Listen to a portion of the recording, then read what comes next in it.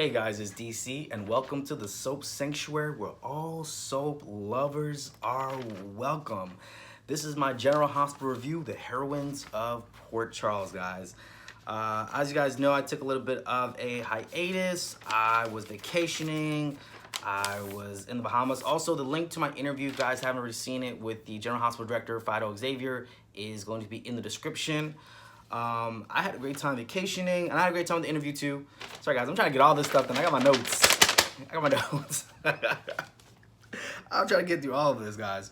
Now I wasn't really sure if I was gonna do a GH review, but I was like, you know what? It's been a while. I think it's time I do one. It's time I do one. It's been a while. It's been a while, guys. Obviously we're gonna discuss Nina owning the Metro Court and the Nina versus Carly battle round 10.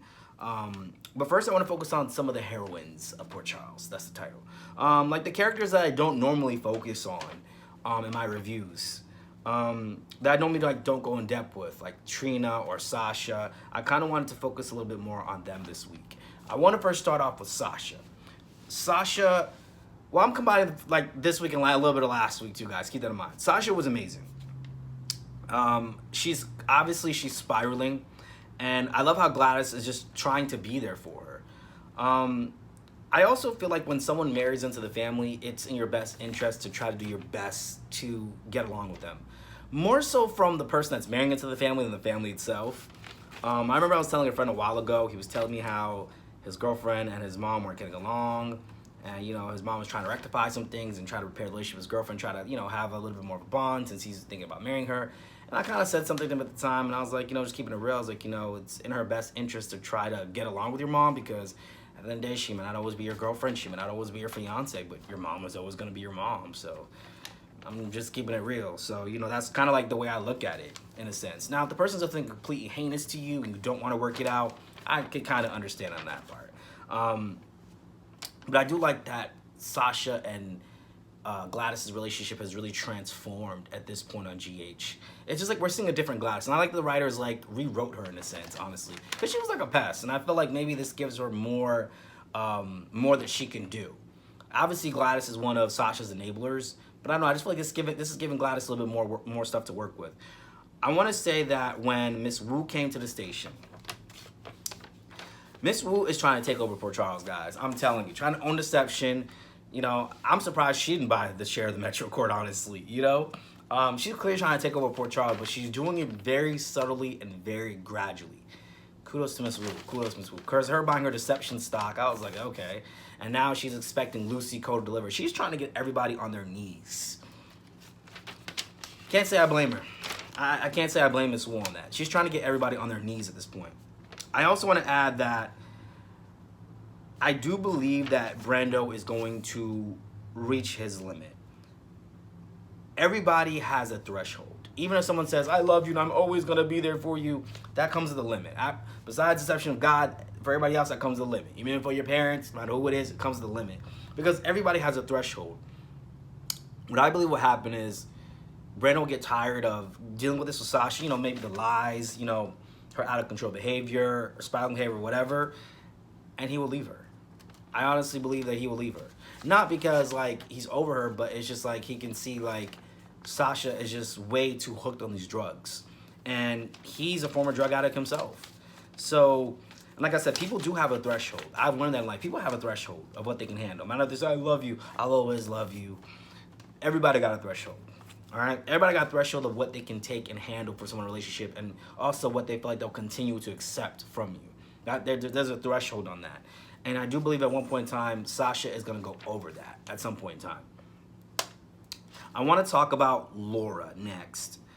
I got to say this. I honestly keep forgetting why Victor is after Laura. What is the reason he's after her again? This is stuff I'm like, because the thing about GH is there's so many different storylines that get rotated around through the week. I get a little confused about certain things. For example, when it comes to Luke, are we still trying to figure out who killed him? Is that still a thing? None of y'all didn't answer this question I asked this last time around. I'm watching GH, guys. I'm telling you, I'm watching. I'm not sleeping through it. I'm watching it.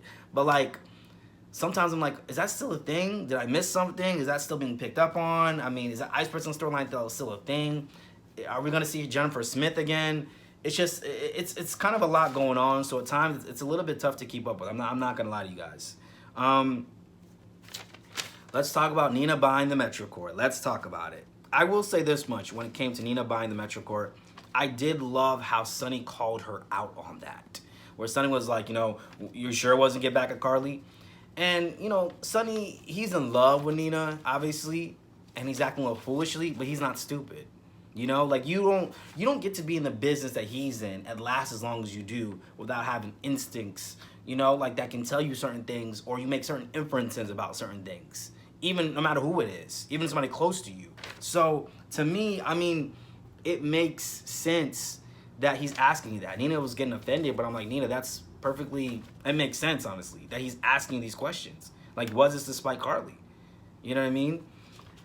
And Sonny was kind of looking at Nina sideways, like, okay. Like, it's so weird. It's like he obviously cheated on Carly with Nina, but I feel like there's times where I see him saying, like, I'm wondering, is he second-guessing his decision? Is he second-guessing all that he gave this all up for Nina? Was it worth it, And I love Nina, by the way. Y'all know I love Nina, but, I'm sure he's wondering that. And the thing about it is that Carly has lost a lot over these past, I want to say, a couple of years or so. It was, she's lost Morgan, Sonny, when she thought he was dead, and then again when they got divorced. That's like another loss. Jason, and now she's lost the Metro Court as well. The thing about Carly with the Metro Court thing is that I don't feel as bad for her as I maybe could feel. It wasn't the smartest decision.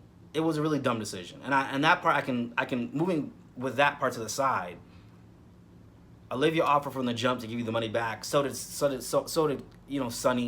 Oh, I don't want to accept that. I don't want to accept it. And now you lost it. So when she was sulking out of there, carrying her boxes with Drew, I didn't really feel anything for her, because you had people willing to help you to get it back. You just chose not to accept the help. Pride, I guess. I don't know. You know what I mean? So you can't say Nina tried to offer it back to you. So what do you want? You know what I'm saying? What do you want? And then as she's leaving, she's thinking about the paternity secret that she kept from Nina. I was like, yeah, now I'm really going to keep it. But it's like, sis, you doing that last time around with Nell is what started this between you and Nina. That's what started this. So now I'm like, Carly, at this point, I think you deserve whatever you get. And I get it. It's like, now you lost the Metro Court. But you losing the Metro Court is not technically Nina's fault. That's your fault, sis. That's not Nina's fault that you lost the Metro Court. Nina buying the Metro Court, she even offered to give it back to you. So now you're going to keep the secret as a way to getting back at her? She offered to give it back to you. So I'm not understanding here. Like, Carly's now idea, like, I'm really going to keep the secret now. Now she owns Metro Court. She owns my business. And I agree. The Metro Court was the most stable thing for Carly throughout all these years. But at the same time, like, you had all these options. You chose not to take it. You chose not to. And you put Olivia in that situation. It was dumb. And I get it. Okay, we make dumb decisions. But everyone's offering to help. You chose not to take the help. You had all this pride. And so now you're going to keep the secret even further? You deserve whatever you get at this point, sis. I'm sorry.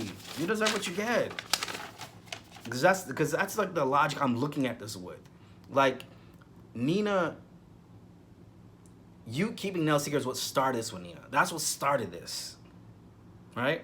That's what started this. And I understand her wanting to keep the secret, to keep Nina further away from her family, from Wiley, and, after everything happened with Sonny, I get that part. But it almost seemed like in that moment when she was leaving the Metro Court with Drew, in the lobby. By the way, the Metro Court lobby looks really nice, by the way. It just seemed like she was, in a sense, thinking, you know what? She took my Metro Court, she took the Metro Court from me. Now she's really going to get it. Now I'm really not going to say anything. Come on. What are you doing? Come on. I just don't get it. Okay, I just don't get it. And another thing I want to touch on real quick is Sonny seems to have this disdain for Drew. And I'm like, where is this coming from? I guess they're trying to build on it now because he's about to get with Carly. But prior to that, before we even knew this is the direction they were going with Drew, Sonny had this disdain for Drew. And I'm like, where is this coming from?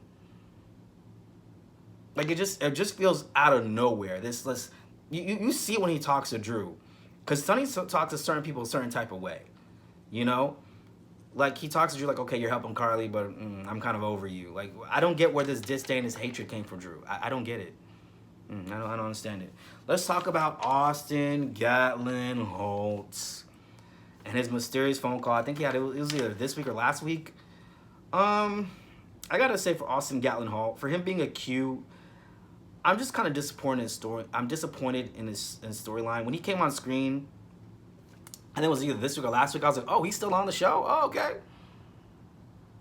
Like, I don't know. I just feel like they missed the mark extremely with this character, to where I'm really not invested in anything that you do, honestly, with him. I'm not invested in any of it, you know? Which makes me want to touch on Elizabeth. I'm happy that they brought Elizabeth back. Because I thought Becky Hurst was leaving the show, but this is just, I guess, the writer's way of telling their cycle of storylines, or different cycles. I still think we're getting a DID or something like that going down, because there's something going on with the Webbers, but I just want them to pick up the pace a little bit in the storyline.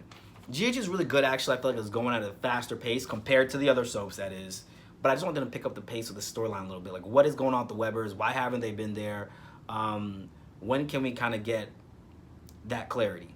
And maybe this will tie into Laura's mom, because Laura's mom was married to a Webber. So Laura was a Webber at one point, right time, right? She was a stepdaughter of a Webber.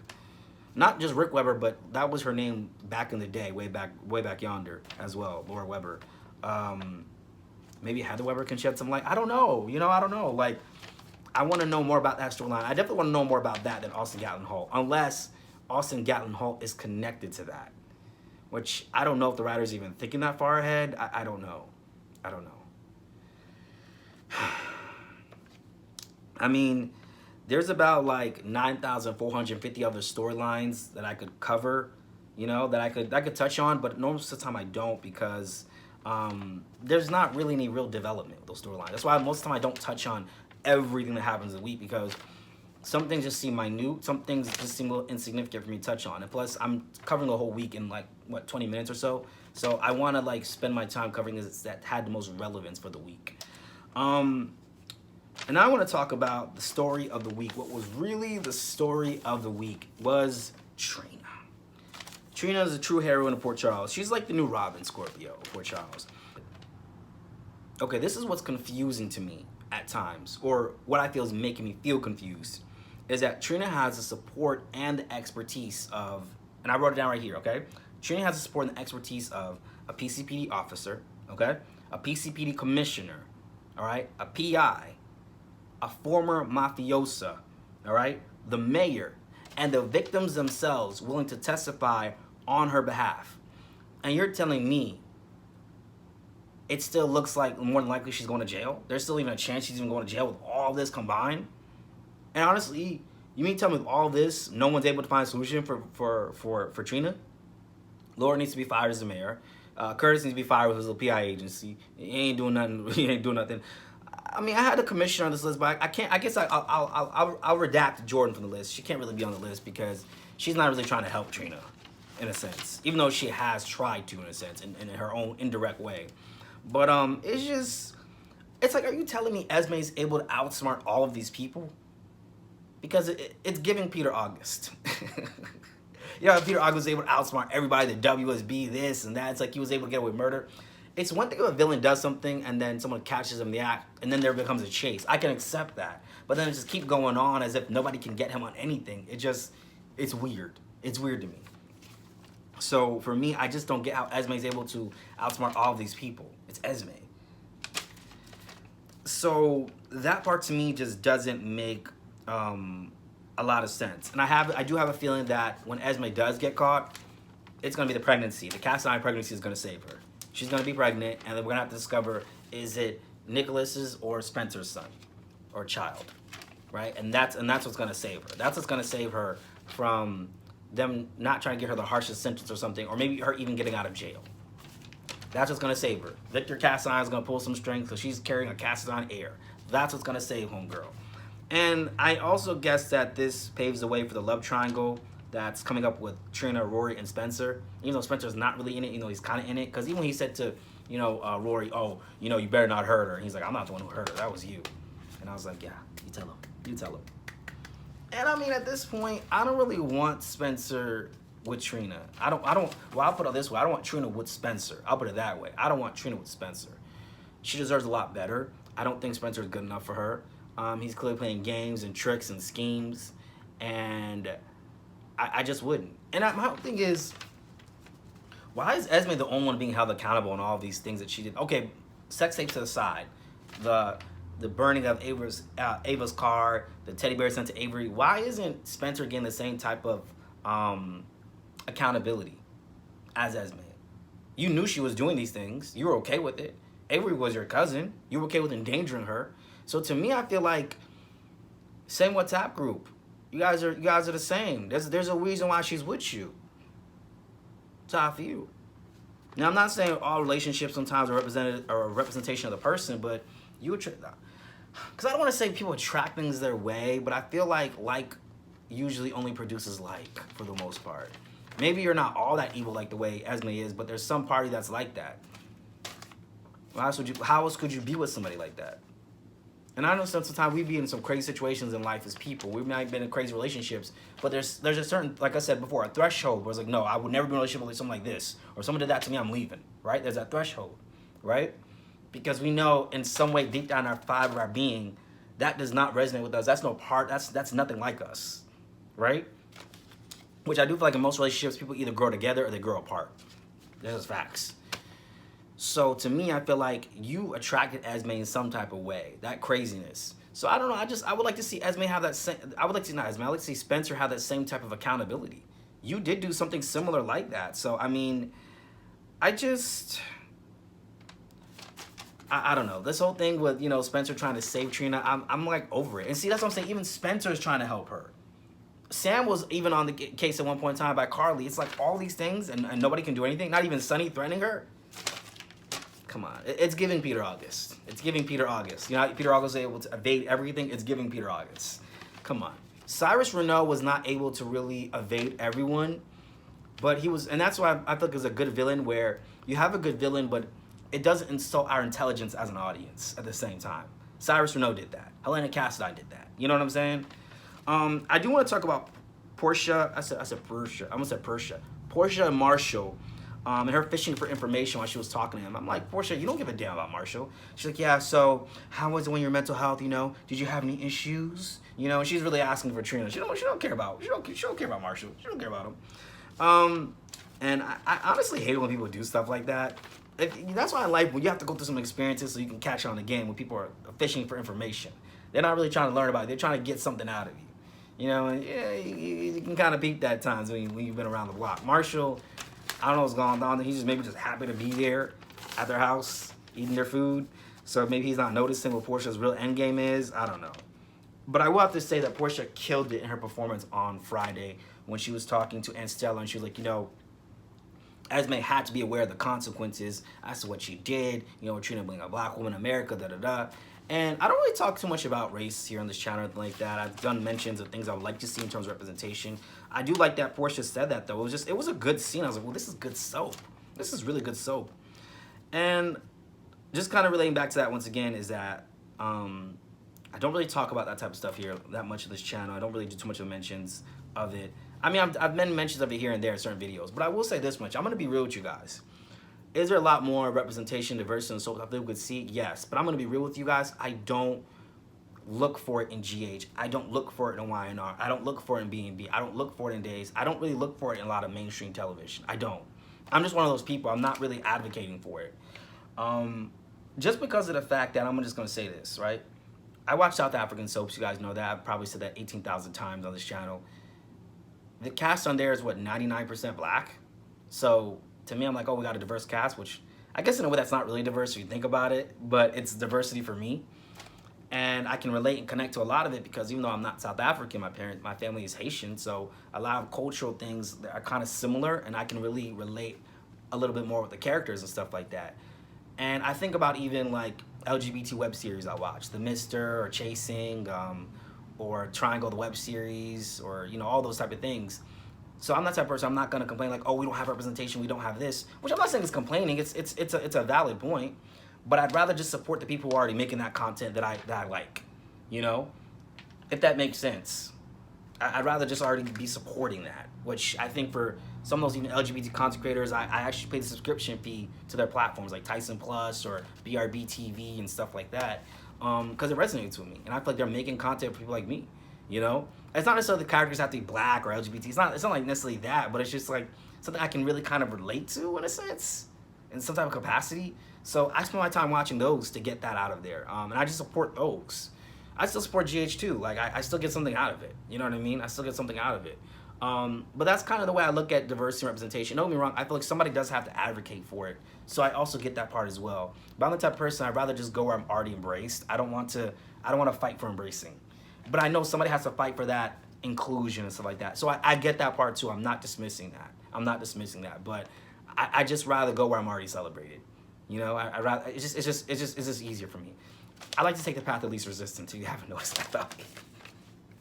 If you haven't noticed that about me, I like to take the path of least resistance. So guys, let me know, what was some of your favorite moments this week on GH? What do you think about Nina owning the Metro Court? I mean, do you feel bad for Carly, by the way? What do you feel about that? And do you think that Sasha will leave, not Sasha, Brando will leave Sasha? Because that's what I think was going to happen. I think he's going to leave her. You know? That's exactly what I think was going to happen. What do you guys think about this Trina case, though? Because I've never really touched on that. And I've maybe made a sentence about it, too, on past reviews, but I've never really gone in depth about how I feel about it, like I am probably right now, or at least I feel I am right now. But what do you guys think about that, honestly? What do you guys think about this Trina storyline? I like it because it's developed out the character of Trina. It's just everybody's running to help, even the mayor. Tell me she's still gonna be facing, she still has a possibility to face all this jail time and everything. Like, it's a little weird. Nobody could have pulled some strings. Not even Laura. Nobody could have pulled some strings. I don't know. But anyways, guys, that is my General Hospital week in review, the Heroines of Port Charles. I'm going to try to get out 5 reviews today. GH, Beyond Salem, Wine Arm, B&B, and Scheme Som. So let's see if I can do it. Let's see if I'm up for the task, guys. But once again, guys, just want to thank you guys for support my channel, watching my videos. Like I said, I was really happy to do this interview this week. It's something new, and I've never done it before, but it was an awesome experience. And I'm just looking forward to continue producing more genuine, authentic content here on this channel. So anyways, guys, that's my review, and I will see you guys on the next one. I'm out.